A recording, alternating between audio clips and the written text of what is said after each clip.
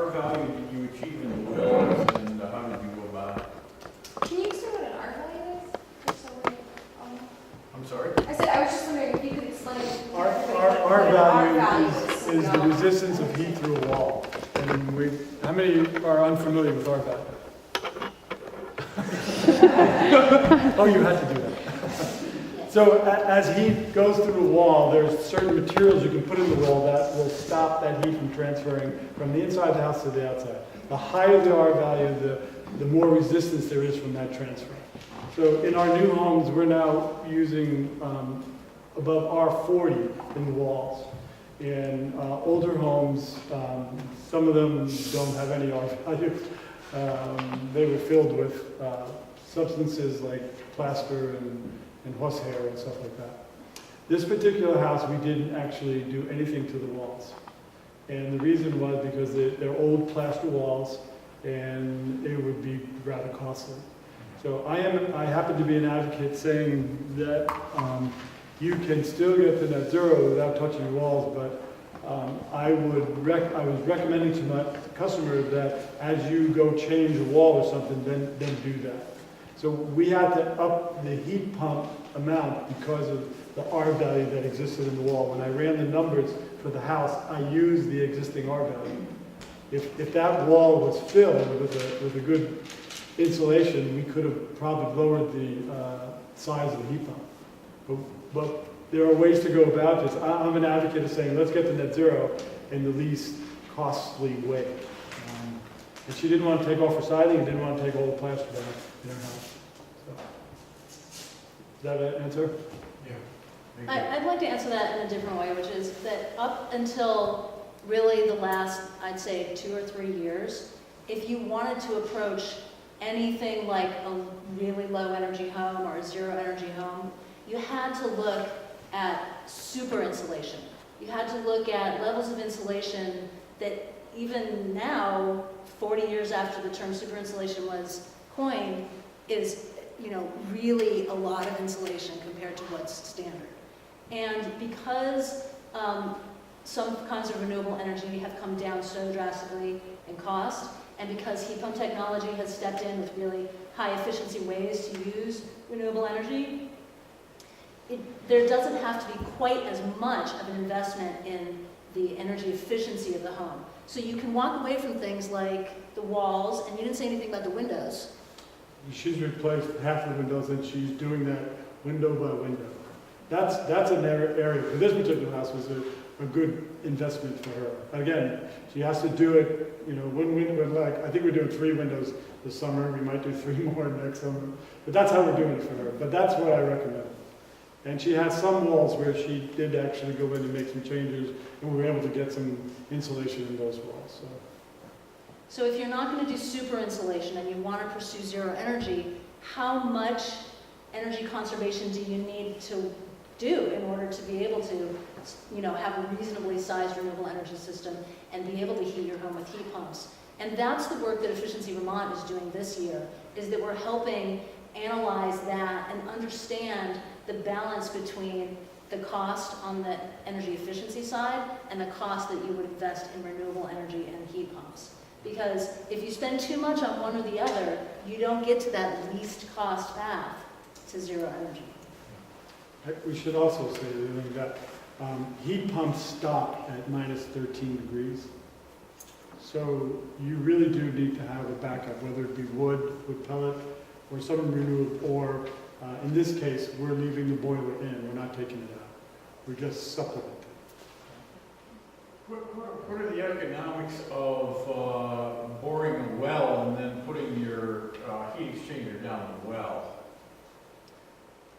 So you're talking about a ground source heat pump. And when I said that there's a lot of different kinds of heat pumps, that's a technology that has been in place in Vermont for a long time, and you can heat a home all year long with a ground source heat pump. But they're much, much more expensive than the air source heat pumps that were shown with this home. So the trade-off there is, with a ground source heat pump, that's properly sized and properly designed, you don't need a backup heating system. But you might pay 3 or 4 or 5 times for that system than you would for a system that could cover 90 to 95% of your heat load and just leave you with 5% that you would need some other kind of backup for. So would you pay 5 times to cover that last 5%? Many people say, getting to 95% renewable energy, 95% zero energy is good enough for me. Other people say, I love the idea of taking energy from the earth, and I love the idea that it's going to cover everything. It's going to make my hot water. It's going to heat my home all winter long, and I'm willing to spend $30,000 to $40,000 is kind of typical for that kind of system. Gentleman in the back. My question is about the concept of the type of revolution this is, because I should just say, my wife and I just moved here this year from New York, where we were part of the revolution to stop fracking wells from our state. And it's not clear how that's going to end up, but there's never been a large grassroots campaign to stop something. We're the only state in the U.S.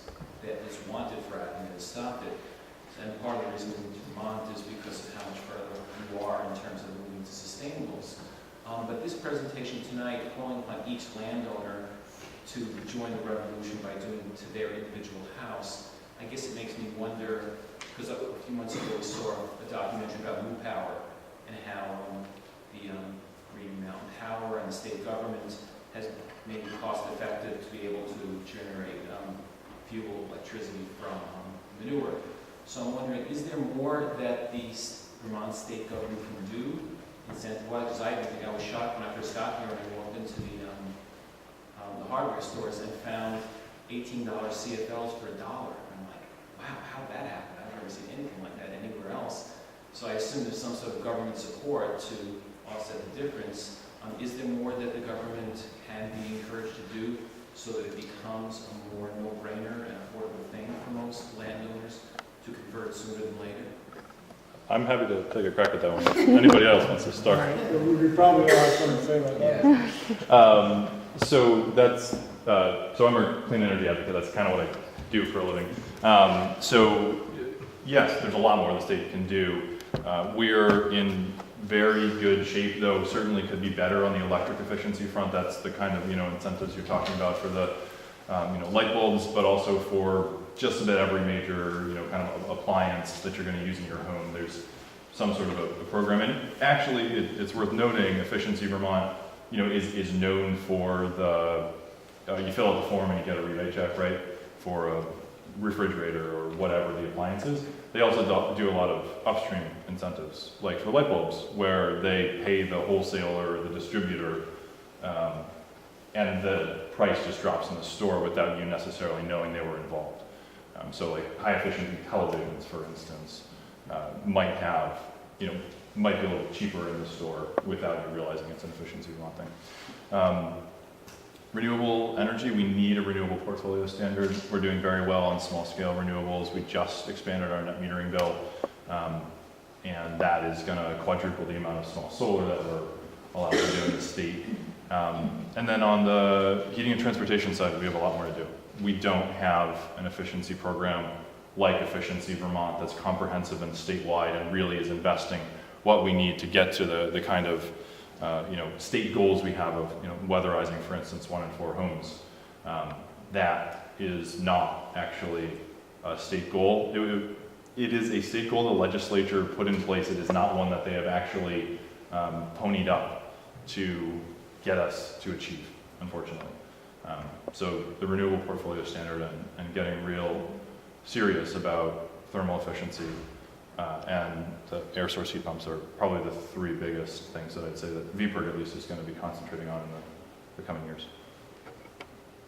For one thing, Go for it. part of it, when you talk about, well, from my perspective, government has done a lot and can do more, obviously. But on the economic side, people are doing it because it just makes sense. They're absolutely sick of paying this amount that goes up and up and up. For us, my mill, I'm sold out for the next year. I can't make it fast enough. I mean, it's because so many people have turned to pellets. I mean, we're working on a mill in Windsor now to try and alleviate that number of people who want the heat with this source. And it's partly because the payback is so quick, especially when you take into consideration the cost of fossil fuels. Quickly they rise, and the cost of the renewables, and they don't rise that quickly. So I think it's both economic too, that's driving people. What I'll also say is that when you finance the system in the correct way, and there are a lot of different ways to, a lot of different financing that you can use. It sounds like you're using National Bank of Middlebury and VSECU. We use up in Burlington, I'm just escaping New England. New England Federal Credit Union. Thank you. You can pay the same amount that you would otherwise pay these other companies, these utilities and things like that, but instead pay for these renewable resources. And then once you're done paying for those loans, you don't pay anything for your energy. So this isn't some big cost that's out there that we have to grab and jump to get. It's really attainable, and it's just about switching what we're paying and voting with your wallet is a really great way of thinking about it. And I just have 2 more sentences Go for about it. that question.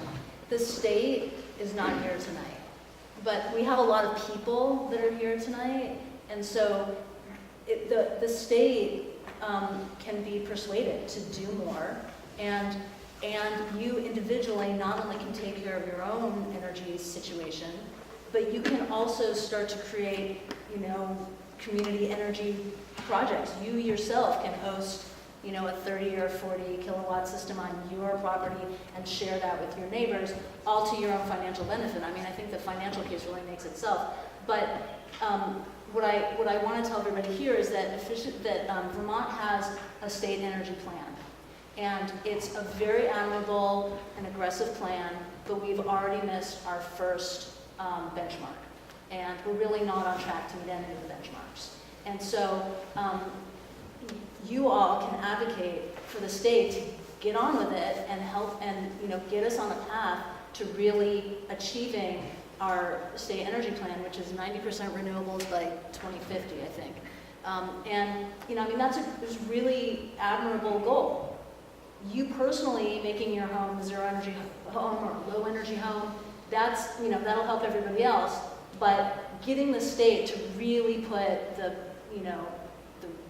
walk and the talk together, that's gonna, we have a great plan already. Can I just add a little bit? Quick, we do want to share the level a little bit. I was on an energy task force to look at the thermal efficiency side it was about a year we actually met. And it was all the green energy people in the state and businesses, and we came up with a plan. And the plan was pretty comprehensive, and we presented it to the Public Service Board, to the governor, and legislation, and we actually needed some funding to get some of these programs off the ground. We got no funding. It was just shut down completely. So what we need is to have people, a little more leadership in Montpelier to say, this is what we want. This is how we do it. We've already put together a pretty comprehensive, thermal energy task force plan, in addition to the actual comprehensive plan that's sort of a broader stroke. But there's for whatever reason, Montpelier's not looking at it, and they're not addressing it, and they're still not doing it. So before we move on to the next question, just playing off of both of those, last weekend I think it was, there was a great piece in the Burlington Free Press about the GMO labeling legislation that just passed. VPIR was right in the thick of that campaign, and I think, if you go through that article, and it really breaks about point by point, how did we win that campaign when it's gotten just totally demolished in other places where they've tried it? It was all about organizing. It was exactly what these folks are talking about. It's you all telling your legislators that it's not okay that we blew past our 2012 greenhouse gas goal without being remotely close to hitting it, that it's not okay that we're on track to do half of our 2020 goal as far as how many homes we're weatherizing, that they need to get their act together and actually put the funding in place to hit these goals. And we will be right there with you, encouraging you to call your legislators, because as much as I can talk to legislators in the State House, ultimately they respond to their constituents telling them what needs to happen. I'll buy some Can somebody talk about the incentives? Many people can. Sure. Where do you want to start? So there's several sources of incentives in Vermont. There's state level incentives, there's utility level incentives, and there's federal incentives. The federal incentives work for most of the technologies we've talked about today, providing a 30% federal tax credit. And so if you put up a $10,000 solar system, you're going to receive a $3,000 credit on your taxes, your federal taxes, in the year that you install that. And if you don't have a $3,000 tax bill, that's okay. It will roll over for several years. The second largest incentive source or rebate source is generally from the Clean Energy Development Fund. And that's calculated on a formula based on how many panels you put up or how much energy that system is designed to generate. And that's typically somewhere between 10 and 15% of the system costs. Efficiency Vermont also provides cash rebates, after installation rebates for several of the technologies we've talked about tonight, and those you apply for once the system has been installed. I think that covers the three main ones. There's probably a couple smaller ones that I didn't hit on, but those are the three big ones to keep in mind. So the important thing to know about most of those is that your installer is really responsible for getting you connected with those. So individual homeowners sometimes spend a lot of time really worrying about that before they commit to doing some work like this. But the solar installers, they know all about it and they will apply for the incentive on your behalf. The Home Performance with Energy Star folks that help you save energy in your home, they have access to the incentives through their work. So you don't have to individually know what all the details are. And the time is now, because the solar tax credit, the federal tax credit, expires at the end of 2016. Who knows whether it will be renewed. And the state incentive for solar has been dropping every 6 months for a long time. So it's not going to get any better to do the solar and renewable energy piece of it than now. I'd absolutely agree with that. Two last notes. One, obviously you have some wonderful people who install these things right here today. If you're looking for another, want a second opinion for whatever reason, for the efficiency work, Efficiency Vermont website has a list of all the qualified installers around the state who actually can access those incentives, because not every construction company in the state actually is qualified to do that kind of installation work. And likewise with Renewable Energy Vermont, their website has all sorts of renewable energy companies shopping. So I think one of the questions you asked really early on was, you can't figure out why more people aren't just jumping on the bandwagon and let's go. And I think a lot of people right now, money is very tight. 40 grand is a daunting number for even people who are making ends meet and doing really well. But it's an investment in our future, and I couldn't be prouder that we're here, that you guys are doing what you do. I think it's awesome. I think Vermont is an amazing state that will save the world in its own little way, one little stove at a time. But I also think the other reason is we're actually really miserly about how we spend our money and what we invest in, and we do our homework. And we ask questions about the value, and not just return on investment, but like one thing I haven't heard anybody talk about is how long do these new systems last? Like how long is the heat exchange system that you've invested in? How long does that go? The economics of leasing solar panels that are constantly, over every couple of years increasing in efficiency and the prices coming down on some of those, there's an economic benefit to the company that's doing the leasing, or else you wouldn't be in the business of doing the leasing, and I think that needs to be transparent to consumers. And as far as some of the tightening up of the old houses, we have sort of an air quality kind of balance that I'm sure you're familiar with, where if you tighten a house up too much, then you start paying money to exchange with the air. And you have new houses that are built so well, they actually have systems to bring fresh air into the house, which is what most people in Vermont don't have that system. It's called their house. You know, it just blows and the fresh air comes in. And there's an exchange every hour or two, or in case tomorrow every 2 hours, which is not maybe ideal. But I think it's important to talk about hidden costs, things that can spring up when you're doing such a good job on one end. Sometimes you have to have a balance and you have to have an informed contractor to help you look at that. So specifically, you were I'm talking not about. finished. Okay, sorry. Because instead of like asking a bunch of questions to everybody, one question having everyone answer, and then you throw in something at the end, I just want to throw out a couple of questions for specifically each one. But just point of interest, we have about 5 minutes left for questions. So if you could pick one or two, because I'd love to get to one more person. So I'm really interested in the sort of the longevity and what we know about the economics of the heat pumps that we're all excited about now in terms of their efficiency, what we know about how long they last. And I'm also interested in sort of where does some of the electricity come from that's running all these systems if not everybody's going to jump on the whole package of having solar create your electricity.